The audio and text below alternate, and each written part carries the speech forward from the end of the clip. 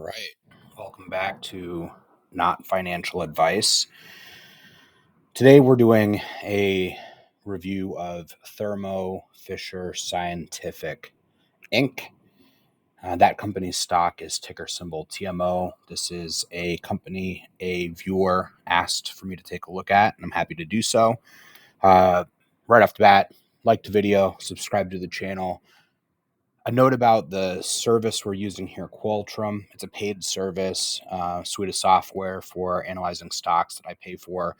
Although I have no affiliation with Qualtrim, I will leave a link in the description if you'd like to take a look at this software. Additionally, if the video isn't presenting at quite the right resolution, you can hit the gear button in the bottom right, turn the video to 1080p. And as always, anyone is welcome to drop a ticker symbol in the comments below. And I'd be happy to make a video for you on any company you're thinking about or looking at. So with that being said, let's jump right into it. So TMO, this is a very laboratory, science, medicine, laboratory type company. Apparently, they were one of the first companies that were able to create a reliable COVID testing product that was reliable and was able to bring it to global scale at the beginning of the pandemic. And so this is a company, a viewer of our channel asked me to look at that I was not familiar with. So I was actually pretty interested to learn more here. Let's learn a little bit about what this company is together. So TMO offers life science solutions, analytical instruments, specialty diagnostics, and laboratory products and services worldwide. So right off the bat, this is the stock of a company whose varied industries I would not be able to understand intelligently, so I probably wouldn't buy this particular stock. I do love Vanguard healthcare sector ETF VHT. I'm sure this is probably within the top 20 there, if not higher. So let's look at that. It's a 200 billion market cap company. Looking at everything, because I've seen everything I'm showing you here. This is kind of a large blend company. So $200 billion market cap, large blend company in this space as I've described. Let's look at, we're going to talk about some of the ratios in a second. Let's look at the price chart on the stock together. So TMO currently trades for $515. It's been around for some time. We can see that it really started taking off in about 2018, and it's been on a tear for some time here. If we sort of just draw a trend line on this chart here, we have the sense stock may be richly valued, but we'll figure that out together. So stock is trading for closer to $516. And so we can see this long-term chart here. Let's look at the last 5 years of the stock, if this will cooperate. Okay, it's not. All right, we're going back. So we can look at the 5 years of the stock here on Qualtrim. So it's come off of its highs a bit. So it's been as high as almost 670.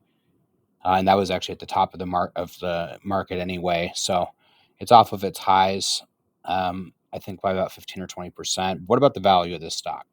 So $516 stock has a stock-based compensation adjusted free cash flow yield of 2.9%, which is great. $3.1 billion in cash. Qualtrim is showing zero for debt. I triple check that in a few other places. That's not what I'm seeing from some other sources. So we might have a small glitch here on Qualtrim. Dividend is minuscule, 0.27%, with a huge amount of room for dividend growth in the future.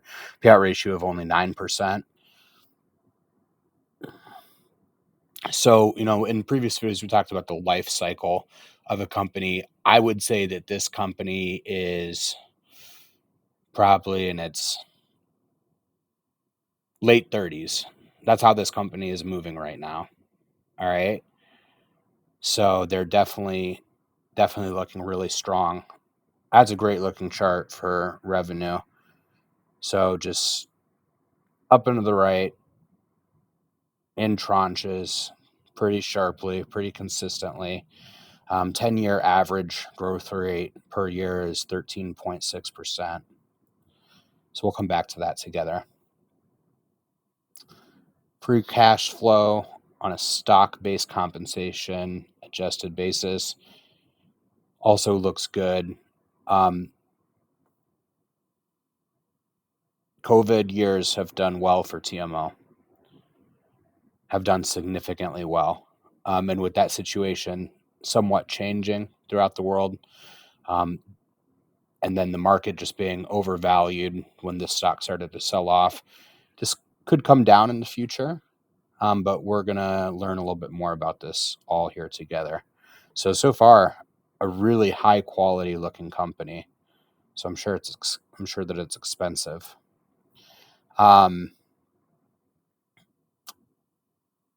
Let's see what we can.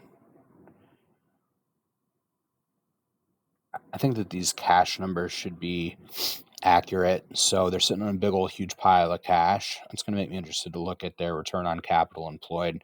Let's see what they do with their shares. We like companies that buy back shares. This I don't prefer. So someone would need to look into that. They might have merged with they might have bought a company with some of their own stock at some point. Now, that was nearly 20 years ago. They bought this, but then they bought the stock down. Then they went ahead and issued stock, and they bought it down, issued a tiny bit, bought it down. Not deal breaker for me,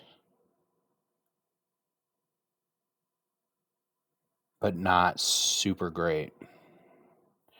So let's just run through this again here real quick. Revenue's a check. Free cash flow is a check. I think the cash and debt, from what I saw, which you'll see here in a second, I think that's a check.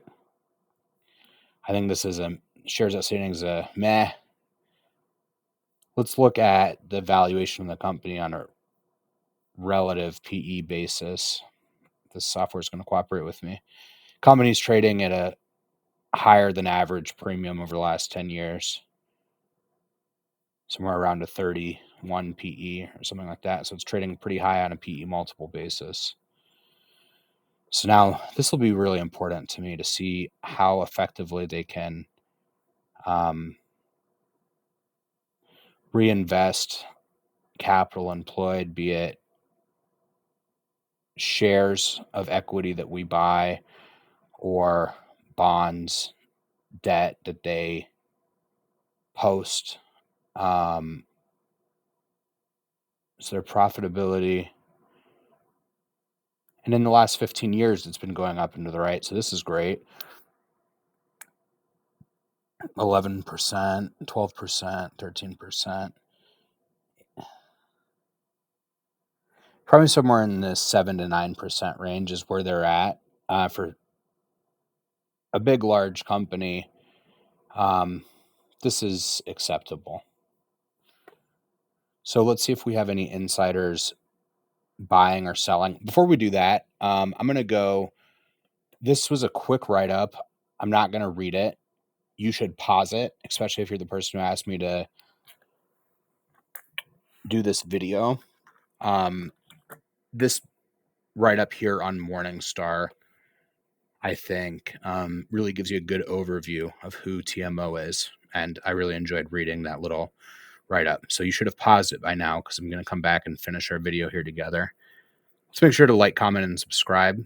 Please and thank you. So coming back over here, we're going to see if any insiders on the board are doing any buys or sales. The only reason that an insider buys a stock is because they think it's going to go up, although insiders may sell stock for many different reasons, including potentially the purchase of a small yacht. So we have a recent sale at $560. This board member thinks they'd rather have cash than shares at $560. So think about that trend line we looked at together. Okay, so a 516, that was a well-timed buy as of today's date. So a $516 stock. Let's look at my assumptions. Okay, cool. Look at my assumptions. So start looking on the left-hand part of the screen.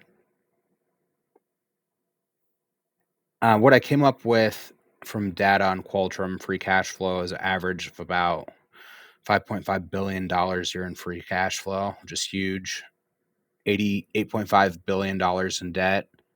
Excuse me, $8.5 billion in cash.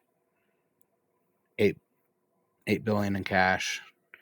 $29 billion in debt is what I came up with. My source for that was the Wall Street Journal for long-term debt for the end of fiscal year 2022. Shares outstanding is 394 million. I've put in some growth projections here, some assumptions that seem reasonable to me. 9% over the next 5 years, 7% over the next 10 years, and a terminal growth rate a little bit higher than recent inflation. And this is a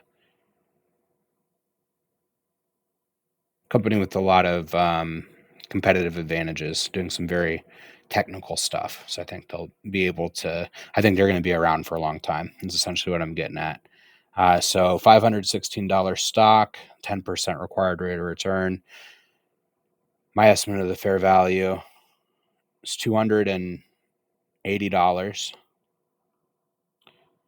So it's significantly significantly overvalued, I think.